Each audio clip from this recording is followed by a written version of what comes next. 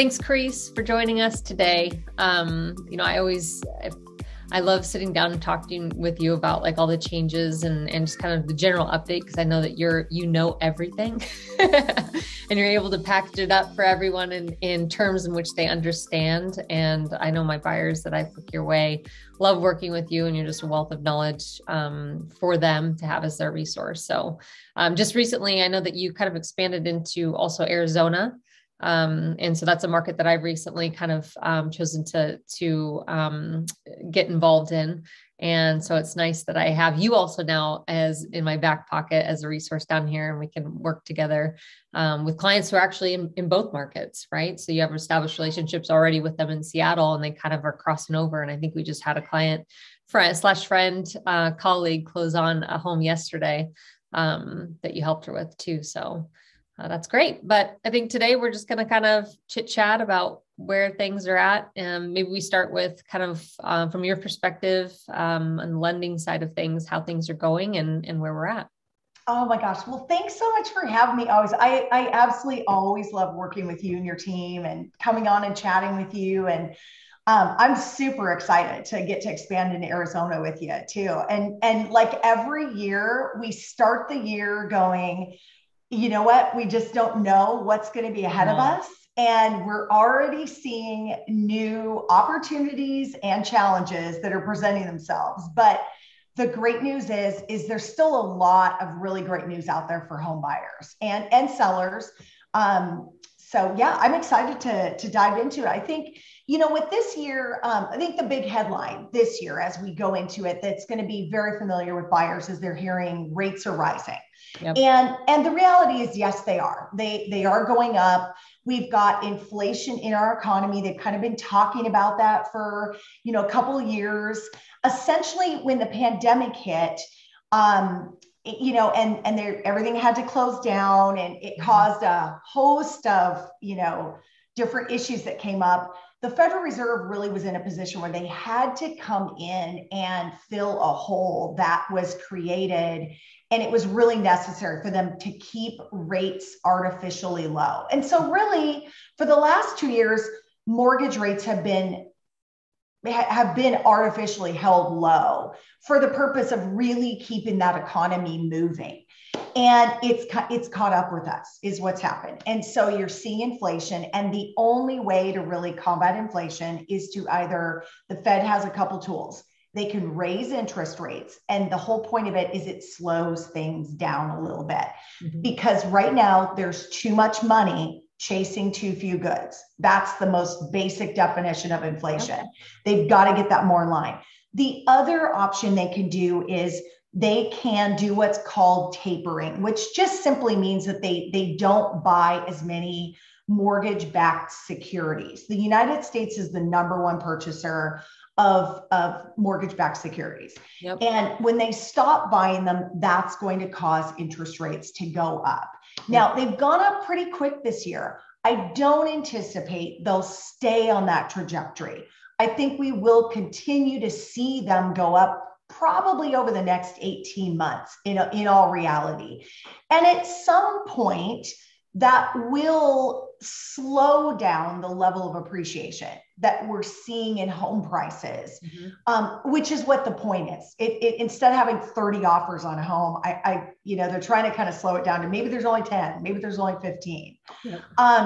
But for the most part, really in the areas that we're in, there's a lot of money in this area. So I really, at this point, even though 30-year fixed rates are marking at around 4%, it really hasn't slowed down the affordability for most people. There's a few people that I've said have had to lower their price points.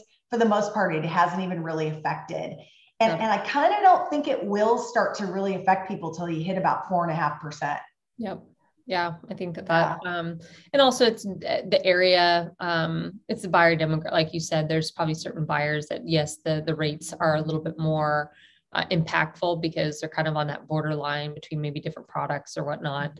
But yeah, that's a good point. And overall, just kind of summary of what's going on that, the rate and inflation side. Well, and people have done so well in the stock market too. They've made a lot of money. So even though rates have gone up, people have made a lot of money. and they have money for down payment. They can bridge that gap with a buy down. That's the other piece that sort of offsets it too. Yeah. Well, that kind of goes into, so then talk about like the rates and the fees that are going up for, I guess, the second home market. Yes.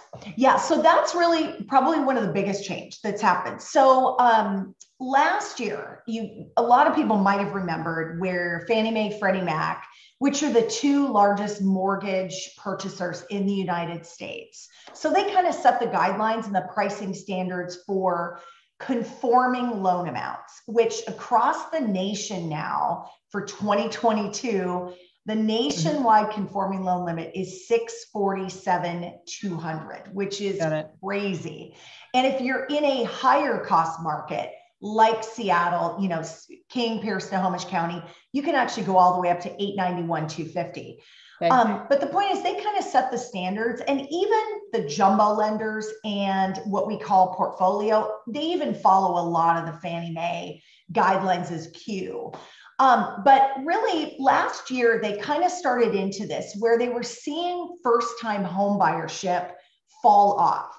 Mm-hmm. And that's due to the very, very low inventory market. Yep. And a lot of people with the pandemic being able to work from home, they started buying investment properties and second homes out there in the market. Well, that eats up a lot of the inventory that otherwise could have been purchased by a first-time home buyer. Mm-hmm. So in the interest of attempting to slow that down a little bit and try to leave a little bit more of an incentive for first-time home buyers to jump in the market, they raised the pricing for investment properties. They initially touched second homes last year, but then they pulled back off of that. Mm-hmm. Well, when we got into this year in January, they announced the FHFA, which is the regulatory governing body of Fannie Mae, Freddie Mac. They decided that they're going to raise the pricing on second homes. And it's aimed at just that, to try to make it more expensive. So there's fewer people buying second homes so that more first-time home buyers will have the opportunity. And what it does, the bottom line is if you're in the market to buy a second home, you're going to be able to afford it, whether the pricing went up by a point or not. Yep. You can still do, the big difference between like a second home and an investment property is second homes are geared more towards properties that are like vacation properties, mm-hmm. or maybe they're going to be short-term rental. Like, for example, let's say you live in Seattle and you want to buy a great house in Arizona that you can go spend part of the year at. And when you're not there, you can go ahead and you can do a short-term rentals on it. That's a perfect second home. So you can still do those for as little as 10% down. It's just the pricing is going to be more expensive on it. The pricing is going to look more like the pricing that you would have if you were buying like a rental property, like an investment property. Whereas right now, before that change, the pricing looked more like a primary residence. So those are really the main differences. The down payment requirements didn't change on second homes, just simply the pricing. So when you say pricing, that's a percentage point, right? So what I think I heard interest rates. So typically with interest rates on an investment property, those rates run for the most part about 1% above an owner occupied property. Mm-hmm. So now your second homes are going to be more in line with that type of rate pricing than it was with primary residence, unless you have a substantial amount of down payment into it. The more down payment, actually, the better your rate will be on a second home. But yeah, cool. For the most part, it's more or less going to look like an investment property. When you look at the rate. Got it. Okay. Well, so going back to, I guess, the guidelines too, or some changes that we've seen, let's talk a little bit about the condo issue that we're having. that is a big one. Yeah, you're hitting all the big ones. The hot topics. We have a lot of them. Like a lot of things in this industry, you have one condo building that collapses in Florida. And it was bad. That was an awful, awful scenario. My heart goes out to all those people that lost loved ones. But what it's done is it's really caused some reverberations throughout the whole industry. So Essentially, what's changed is Fannie Mae and Freddie Mac, as a result of that, decided to add an extra section in the condo questionnaires and the condo approvals. So normally when a client buys a condo, there's two pieces to the approval. There's the borrower being qualified, but then the project has to also meet certain requirements. Well, the piece that's changed is there's a section now about deferred maintenance and building stability. So HOAs, or property management companies that manage these HOAs, are now required to disclose on the questionnaire when the last time the building was inspected. Was it 10 years ago? Was it 20 years ago? Was it 30 years ago? When it was inspected, was there deferred maintenance? What kind of deferred maintenance? Was it fixed? Are there any current issues? Do they anticipate any kind of current assessments coming up? And what it's done is it's kind of put the HOAs on notice. Fannie Mae hasn't come out with specific guidance on what they're going to require as far as like, you know, a building has to be inspected every 5 years or every 10 years. They haven't come out with that just yet. We're kind of expecting that will come out soon. But the biggest thing that I'm seeing that where it's going to affect is older buildings that are, you know, 20, 25 years and older that, you know, may have not had a recent building inspection, might be going through some assessments right now. Assessments are not always a deal breaker, but if they have anything related to the structure, if they have anything related to like a code type violation or health and safety, they're not going to be financeable until those repairs are completed. So things like, let's say, roof or windows or balconies or stuff like that really wouldn't be part of a concern. Yeah. Even those elevators aren't going to be, right? Yeah. Yeah. Those kind of items, what I would call fall under sort of maintenance, those aren't going to be an issue. It's the items like cracked foundations or leaks within garages or those things. Yeah, those kind of things, or like fire stopping that doesn't meet code and that needs to be replaced. Yeah. Things like that. Yeah. Those buildings that are, like you said, the smaller buildings that maybe built in, you know, the 70s, 80s, even 90s are the ones that are kind of hurting right now underneath the new guidelines until they're, I'm assuming that they're going to come back and kind of give more overlays and exceptions, you know, as they start to do their discovery. And like, I think we talked offline where you are in the nation, you know, matters Exactly. too. Yeah, exactly. I mean, I can't imagine, I'm sure that they've got to be looking at that, because a building in Florida that is built on, you know, what it's built on is very different. You know, there's sand. It's a whole different type of a foundation than what you have here. And I'm sure that that's going to come into the topography, and where it's located is going to come into play on what they would require as far as acceptability of building inspections. But, you know, when I'm telling clients and when I'm telling my agent partners is, as always, you really have to dig into those condo docs. When you have a client that is buying a condo, dig into those docs, read those minutes. You can glean a lot of information out of the minutes. Like, is there anything being talked about that, you know, maybe is coming up? Is there anything that's in those resale certificates? So as always, just have to do our due diligence. Yep. And speaking of that, I think one of our condo queen, Rebecca Bays, is actually on the Zoom event here. Good that she's joining us, and she definitely is the resource for going over those resale certificates with those buyers for sure. So yeah, absolutely. Yep. Good. So, and the other thing I wanted to touch on is the refinancing, and there is this trend where, you know, people are pulling money, all the, you know, equity out of their homes right now because rates are still kind of at that, you know, are still at that point where they're, you know, appealing. And then they're moving it over into investment properties too. So purchasing. So I'm sure you're seeing a lot of that. Yeah, absolutely. So think about it. Over the last, you know, really 5-10 years, people have amassed a lot of equity in their homes. and it's sitting there as dead equity and money. It's not, well, not dead equity, but it's not really earning a return on their investment. It's not working for them at the moment. So if they need to access money, borrowing against your property, let's say you want to go buy an investment property, you want to buy that second home. Borrowing against an existing property is going to be amongst one of the most efficient and least expensive ways to finance it.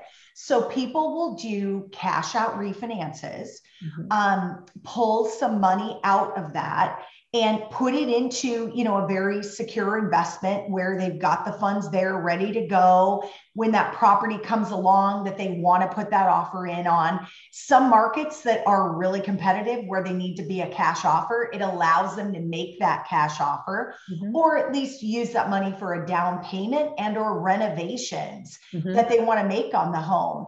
Now that the conforming loan amount, especially like in our area, King, Snohomish, Pierce County, and even around the country, it's risen so much that it really allows people to pull a pretty substantial amount of cash out if they're looking to do a renovation on their home, or they want to, like you mentioned, buy that second home, buy that investment property.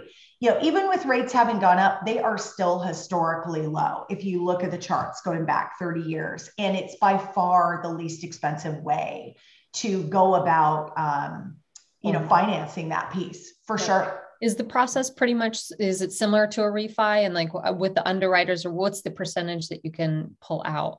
The process is exactly the same as a regular refinance. And the guidelines on a conforming loan amount, which is again, anything up to 891, 250 loan amount in King, Snohomish, Pierce County. And there's other high cost areas around the country too that are even higher.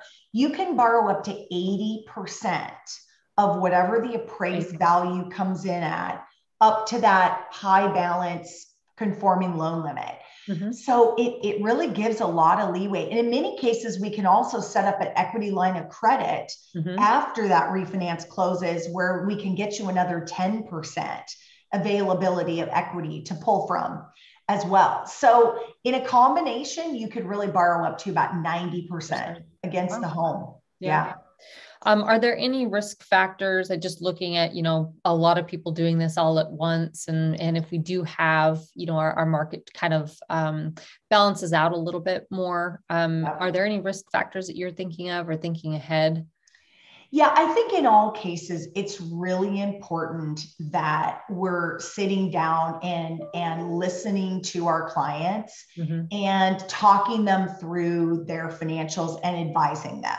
Not to get too far out in front of their skis, and just, really listen and look at what the risk factors are, and just being responsible in the advice we give them on lending. And, the risk factors, I would say always is just, if you're putting that money into an investment that's potentially really risky, there's always risk factors. That's why I will always recommend to my clients that, if you own a home, you really should be working with a financial advisor. You really should be working with CPA. Have your trusted group that's around you. I always tell my clients, I am more than happy to talk with your CPA and to work with your financial planner to really make sure we're doing what's in your best interest long term.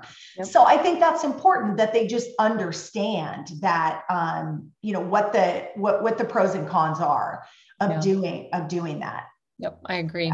Yeah, you just kind of wonder, at what point, do you kind of find yourself in a pickle in terms of, pulling the money out and then putting it somewhere and having things kind of level out. But I do think that our everyone's situation is different. As long as they're having those conversations and working with the right people and having the right resources, then they'll be good.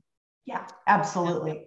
Absolutely. Is there anything else just kind of on trend wise for guidelines that have changed, or anything that we need to be on the lookout this year? I think this year is going to be the year of the comeback of renovation loans. And I'm excited for it. So I've always been renovation certified, but I haven't really had the opportunity to use it really in these last 5 years, because we've been in a market where It's such that really sellers didn't, there were so many buyers they could just sell to. They could sell to cash buyers. They could sell to, you know, they just didn't really need to, renovation loans weren't even an option, but the guidelines on those loans have really, really expanded in the last year.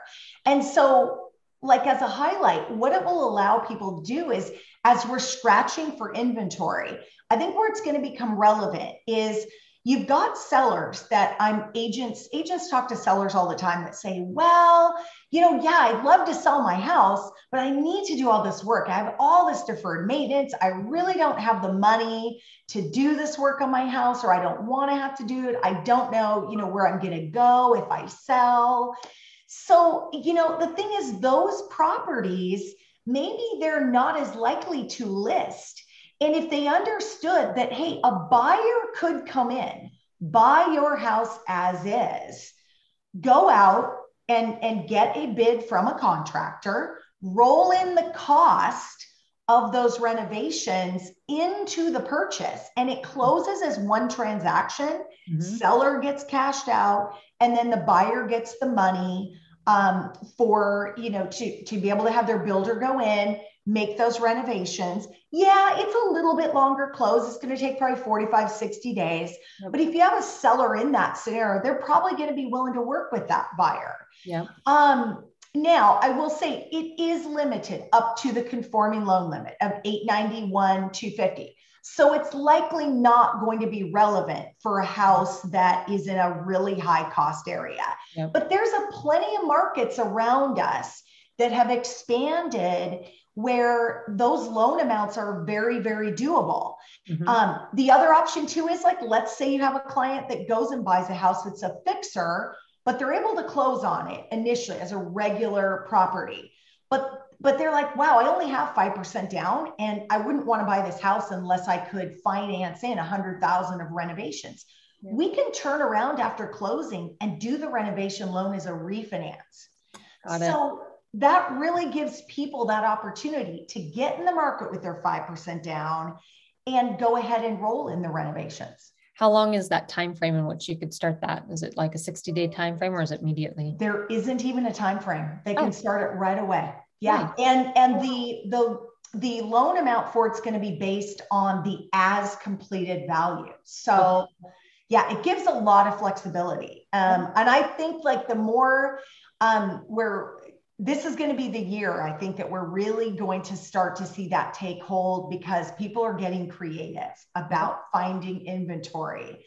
And, you know, more and more people, again, one of the other reasons people are doing cash out refinances right now are to do renovations to their home, to do big remodels to their home. So, yeah, for sure. Yeah. And we have kind of a gridlock, you know, market right now, where it's just, as you said, an owner's been sitting in their house. Whereas I think in former, let's say the last 2 years, people have been like upgrading, like for more space, a different location, like all those things. And now the ones that didn't, or maybe they did and are in their house now, they're like, okay, well now, and they've appreciated, you know, maybe even 30 to 40% over the last 2 years. And now they're looking around being like, okay, well, you know, it's time to renovate or put some money towards it. So I do think that definitely is a trend for those, you know, wanting to put in some updates to their homes. Yeah. I think too, as our market has just continued to become more competitive, and you and I touched on this a little bit, some of these other markets around the country that have just recently become hot markets, they have not nearly used a portion of the tools that agents in the Pacific Northwest market have been using to help buyers get into contract.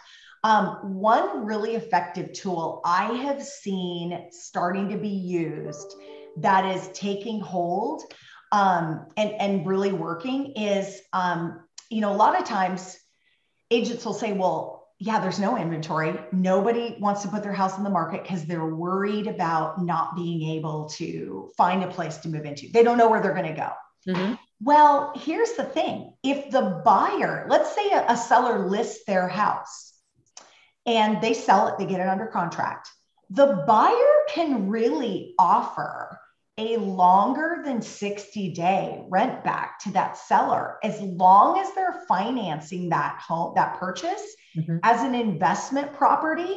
So I had a scenario not too long ago where my buyer went in, offered the seller a 6-month rent back. So that would give the seller plenty of time to go out and find the home that they want to buy. And the buyer even said, hey, if you need longer than that, I'll extend it beyond that. So what we did is we did the buyer's loan as an investment property loan, because then there's no restriction. There's not the 60-day restriction like there is if they're buying it for an owner occupancy or second home occupancy. They bought it as an investment property, so no restriction whatsoever. The seller in this case ended up finding the home they ended up wanting to buy within 4 months. So they didn't even use that whole 6 months. So then buyer was able to go ahead, move into the house, get settled in. We were able to turn around and refinance the client into an owner occupied, because now they're living there. We can refinance it into an owner occupied. So, you know, the answer is yes, it's a 2-step process. It requires 2 loans. But hey, if it allows the buyer to get that house they want, what's $3,500 in closing costs? Yeah. No, it's that's a great tool that I think that could potentially really take hold this year to try to get some of that stagnant inventory and sellers that really just need a path. They really just need that path laid out for them. 100%. Yeah, I think that's very well put. So talking, I guess we can kind of go into our, the market conditions. You know, Seattle's been just the Seattle Bellevue. I mean, there was a, article in the newspaper, I think it was a week and a half ago, that said something had escalated up to, you know, just shy of 1 million. I know that there was a home that had 72 offers. You know, there was one that actually you worked with me on that we had that, was 1.1, and got bid up to 1.7, or 8. No, it was, some right around there, and had 14 offers. So it's just been kind of hard out there for everyone. And it doesn't matter if you're waiving financing, you're waiving inspection. It really just comes down to dollars and cash and quick closes. So it's been kind of rough. And like you said, you haven't even really seen financing contingency through your office in how long? A year? I mean, it's really been, I would say, 1.5 years. I couldn't remember the last time I had a contract that actually had a financing contingency. Mostly it's in the other states outside of Washington that I work in as well, where I'll see contingencies. Appraisal contingencies, couldn't tell you the last time I saw one of those either. So we make the assumption, fortunately, that everything is going to have to be waived. So we go ahead and pre-underwrite those clients and just make sure they're rock solid so that when it comes time to write that offer, they can go ahead and waive all those contingencies. But I really think, inventory is so tight that the only answer is going to be finding creative ways to free up inventory, basically getting sellers who really in their heart, they want to move. They just want that pathway of, okay, how do I navigate this? How do I make sure that when I sell my place, I really am going to have some place to go to? Because that's the biggest fear that I hear when I'm doing the credit approvals and I'm interviewing these clients for the first time. They're like, I definitely want to make sure I'm settled into my new place before I have to sell my current home. And I think it's really going to be incumbent on us as loan officers and as real estate agents to show them that path. Because freeing up inventory, you know, you and I both know that the building is so behind. Oh yeah. Unfortunately, what happened after the crash in 2008 is that builders just left the market. They found other things. They retrained into other professions, and they just haven't come back in. And there's not enough builders. It's expensive to build. It's hard to find land. So we're just not going to ever be able to catch up on that. The only way is really going to be freeing up inventory that we already have. Moving people around, moving people around. Yeah. Yeah, exactly. Yeah, no, I Yeah. agree with that completely. And you kind of touched on it too, obviously here in Arizona, I take a look at their contingencies here. And I did have an offer that we went up against 10 plus different people just this last week. And so I know that their market is heating up specifically, and it has went up, 30%. And so we're seeing a lot of those things, but they don't do the things we do up in Seattle. So like you still have your inspection contingency, which is mind blowing to me. They don't do seller procured inspections, which again is like, got to do those because then you prevent the buyer fallout. The appraisals, they're big on waiving appraisal where instead of waiving all of financing. And, I talked in front of our group at the brokery this last week. And, there's a lot of jaws that dropped when I was saying, you walk in there and you basically are naked. Like you're just, you're just handing an offer that, no contingencies and there's, it is what it is. And, I think here they're still kind of, they're converting over into that mindset. The funny thing is that the buyers that are coming down here and purchasing have already experienced that in the market that they are in. So they're not afraid of it. Yeah. So it's more so the agents implementing those different practices into their strategy. And the ones that do that early are the ones that are going to be winning these bidding wars. Yes, Because that's just, sure. how it is. So I'm looking to bring that into the market here and win all our.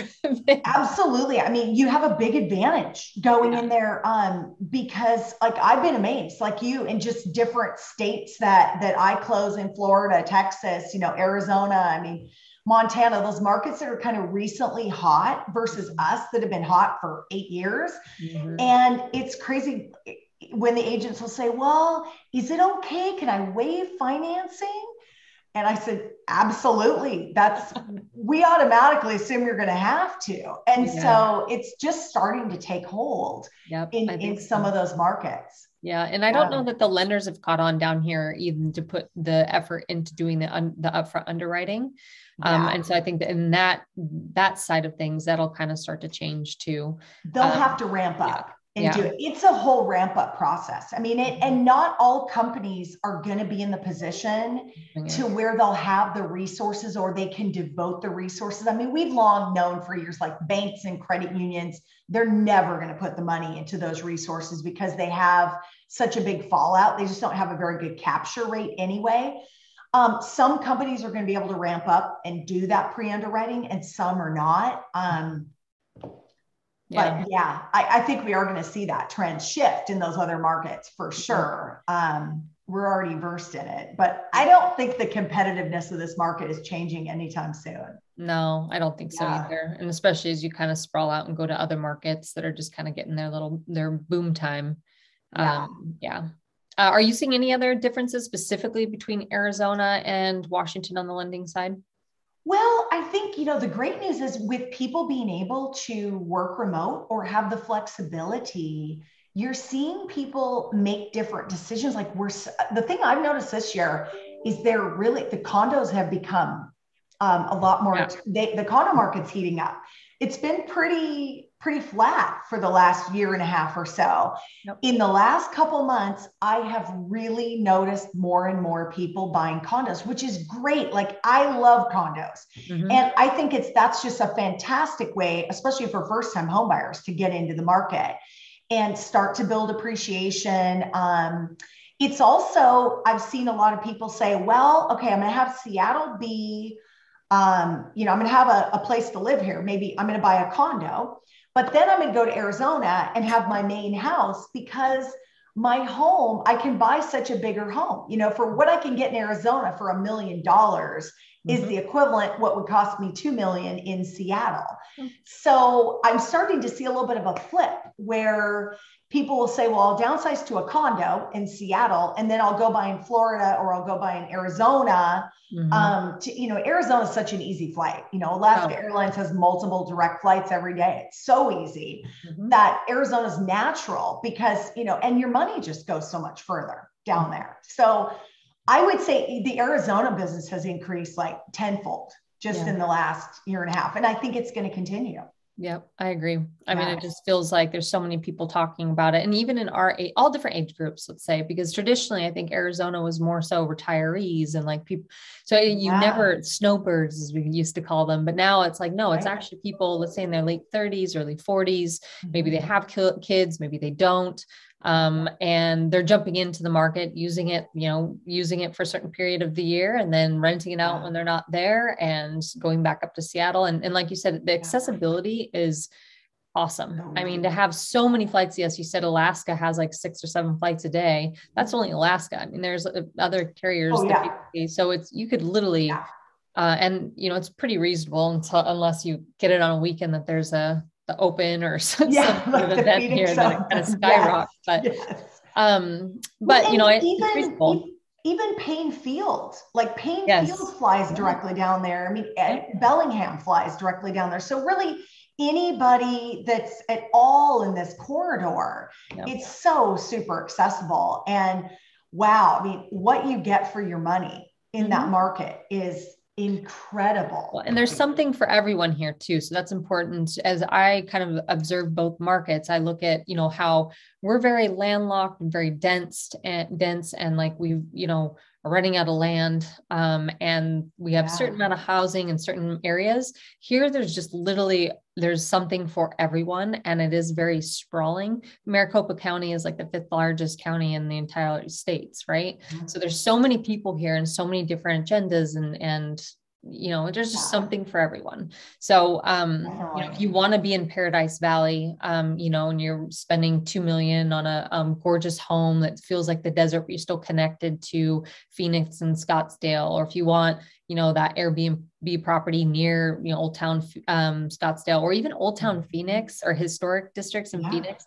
I mean, they're gorgeous. To me, it's equivalent to like the cutest part Mhm. in Madison Park, or there's Yeah. just so much here.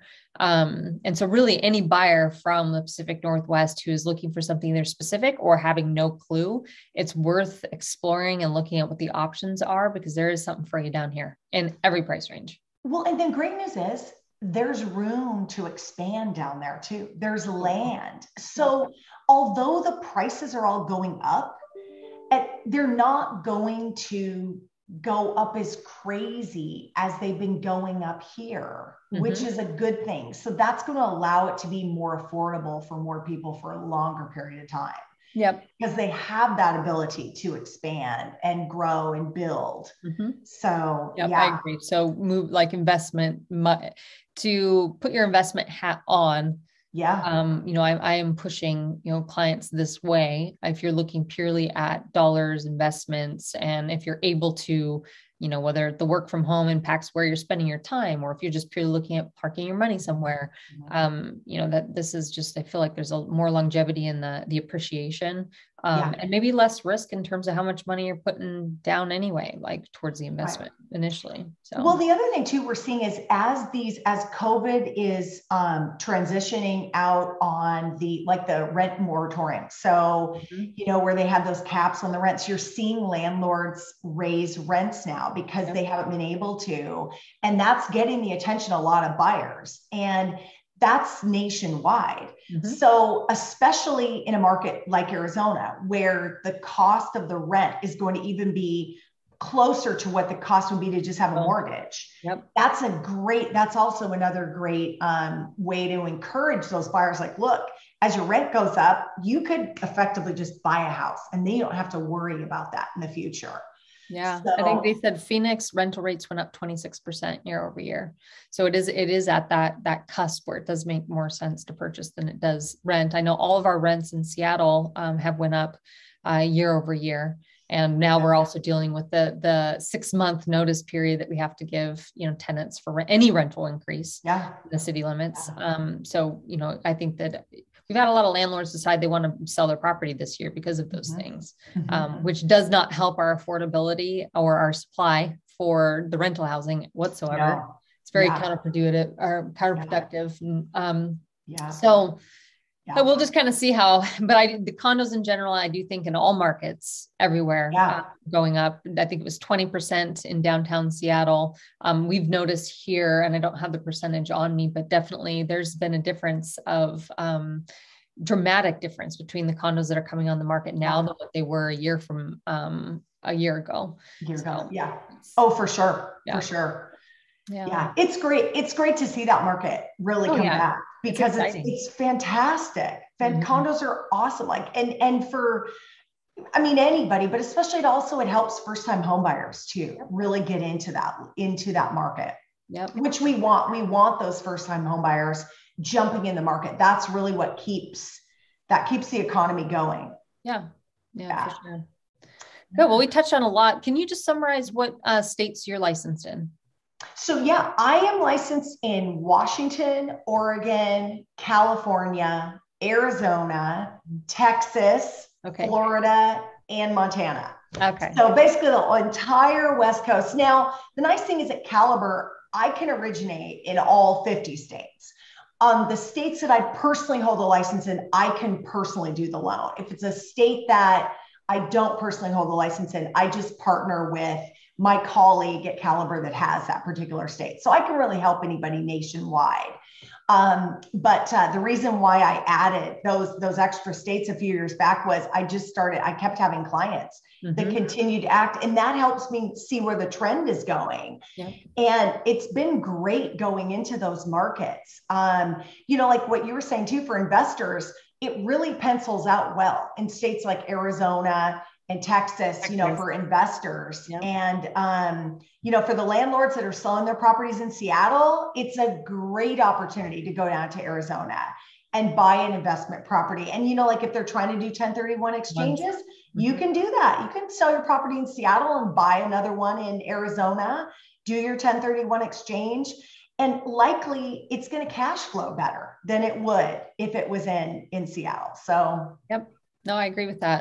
Definitely. So we're licensed, Washington, Oregon, Arizona now. And then, Emma's working on her California. So we'll have access to California. Cool. And again, it is just the same reason. There's just so many overlap between, people moving here and there, having needs. And when you work with clients for so long and they come back to you and, they want you to help not only with the purchases or say, whatever they have going on in Seattle, but they want your expertise in other markets. You're like, I don't want to refer you. I want to still work for you and be able to provide that same service and guidance and whatnot. So that was really kind of one of the things that drove me to kind of come down here and get more involved. It's just, there's just so much overlap.